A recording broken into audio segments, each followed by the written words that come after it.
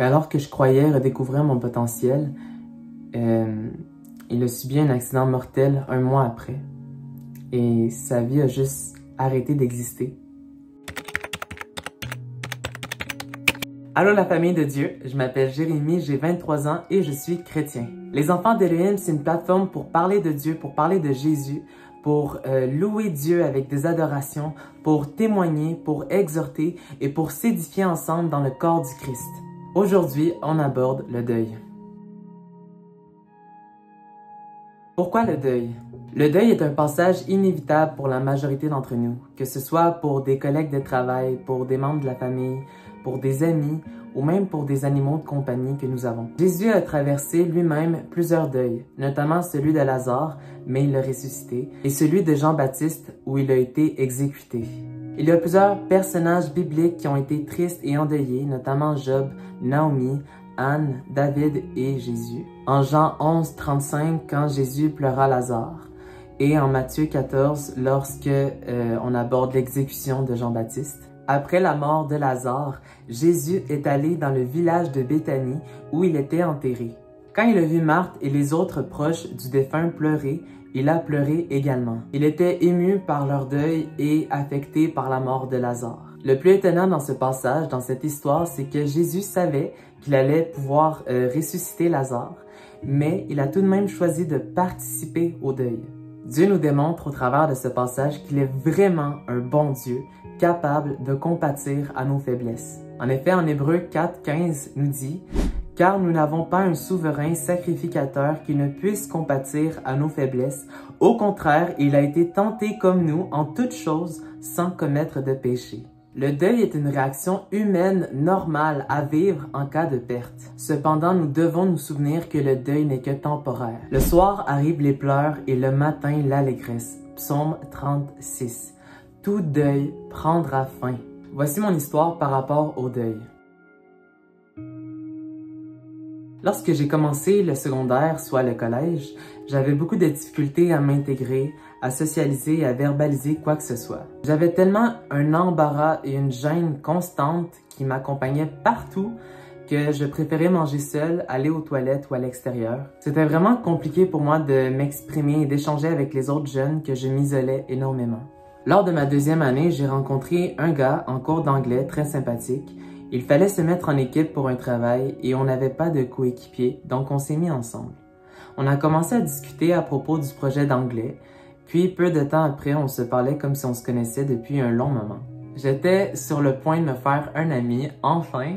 Bref, on a réalisé qu'on avait plusieurs cours et intérêts en commun, et donc rapidement, on a commencé à manger ensemble et à traîner après les cours. De mes 12 ans jusqu'à mes 17 ans, on a réussi à maintenir notre amitié de façon constante. Il comptait vraiment beaucoup pour moi car il m'avait défendu plusieurs fois de certaines personnes malveillantes à l'école. J'avais vraiment trouvé un ami d'exception et même s'il n'était pas croyant, il était toujours ouvert à parler de Jésus et à parler de Dieu avec moi, de façon libre, de façon très ouverte. Il est la première personne qui a créé cet intérêt en moi d'apprendre à jouer de la guitare. Alors que j'avais mes cours de dessin, mes cours d'art plastique, lui avait ses cours de musique, moi j'étais plutôt studieux et lui était plutôt sportif. On avait vraiment un contraste dans notre amitié qui était très merveilleux, très beau à voir. Suite au secondaire ou au lycée, nos chemins se sont progressivement séparés. On faisait chacun une formation professionnelle différente dans des établissements différents et avec un horaire encore plus différent. Malgré tout, on a réussi quand même à s'écrire de temps à autre. Mais lors de ma formation professionnelle pour devenir inhalothérapeute, j'ai vécu plusieurs épreuves différentes. J'avais vraiment perdu toute notion, tout équilibre et chaque chose que j'entreprenais était vraiment un échec. Est-ce que vous connaissez cette douleur lorsque vous travaillez si dur sur quelque chose pour un résultat qui n'arrive jamais? Je donnais tout de moi et malgré tous mes efforts, je ne parvenais à aucun résultat. J'étais tellement misérable, je me suis retrouvé seul à nouveau, seul dans mes échecs, seul dans mes problèmes, seul dans beaucoup trop de sphères de ma vie. À la fin du premier semestre, j'ai contacté cet ami pour lui dire comment je me sentais dépassé. Ma vie ne faisait que résonner dans le vide. Je ne mangeais plus, je dormais plus, j'étais toujours en retard dans mes travaux scolaires et mes projets. Et même avec le travail, rien n'allait. C'était devenu vraiment incontrôlable.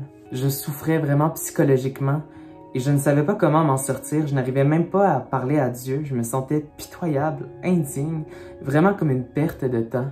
Ma vie, malheureusement, au travers de mes yeux, c'était devenu comme une perte de temps.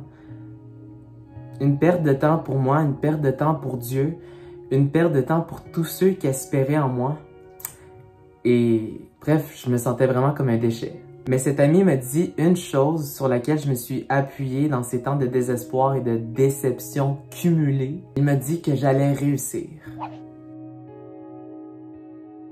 Et c'est à ce moment que j'ai eu une toute autre perspective de la vie. Mais alors que je croyais redécouvrir mon potentiel, il a subi un accident mortel 1 mois après. Et sa vie a juste arrêté d'exister.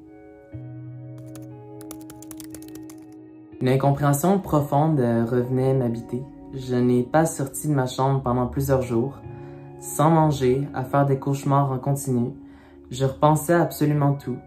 Je culpabilisais car je me disais qu'il aurait pu avoir un moyen de le sauver, de l'épargner de son sort. Je m'en voulais tellement de l'avoir lâché pour me concentrer sur moi et mes études. Ma mère a été un appui pour moi dans ces eaux troubles. Cependant, ce n'était pas suffisant, car elle ne pouvait guérir mon âme. Elle pouvait m'encourager à manger, à prier, à faire toutes sortes de choses pour aller mieux, mais elle n'avait pas la capacité de guérir mon âme. Seulement Dieu pouvait intervenir et revenir recoller les morceaux brisés. Cet événement m'a malheureusement fait chuter dans beaucoup de choses, notamment l'alcool, la mutilation et bien d'autres choses malheureusement. J'aimerais vous dire qu'éventuellement j'ai eu un déclic spirituel, mais ça n'est jamais arrivé subitement, soudainement, miraculeusement. Dieu ne peut intervenir que si on le lui demande. Dieu ne peut pas t'aider dans ton orgueil. Il résiste aux orgueilleux.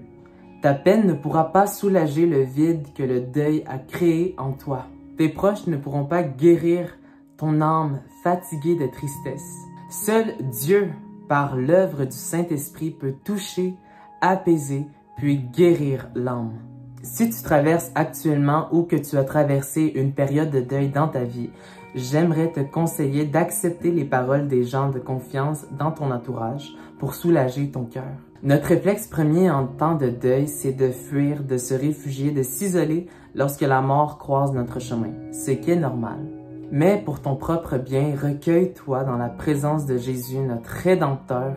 Il peut effacer toute larme et ramener le courant de vie là où il n'y en a plus. Dieu n'est pas insensible à tes situations, quelles qu'elles soient. Et maintenant, voici quelques conseils simples que j'aimerais te donner pour te guider dans une période de deuil si jamais tu en traverses une.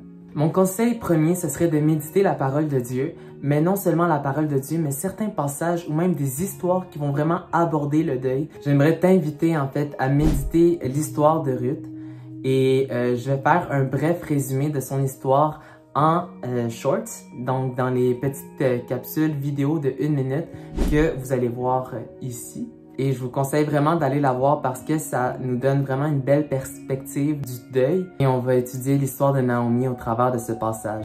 Ensuite, mon prochain conseil, ce serait lorsque vous êtes prêts, d'en parler. Ensemble, on est un corps du Christ, mais seul, on n'est pas opérationnel. On ne parvient pas à de grands objectifs ou de grands résultats.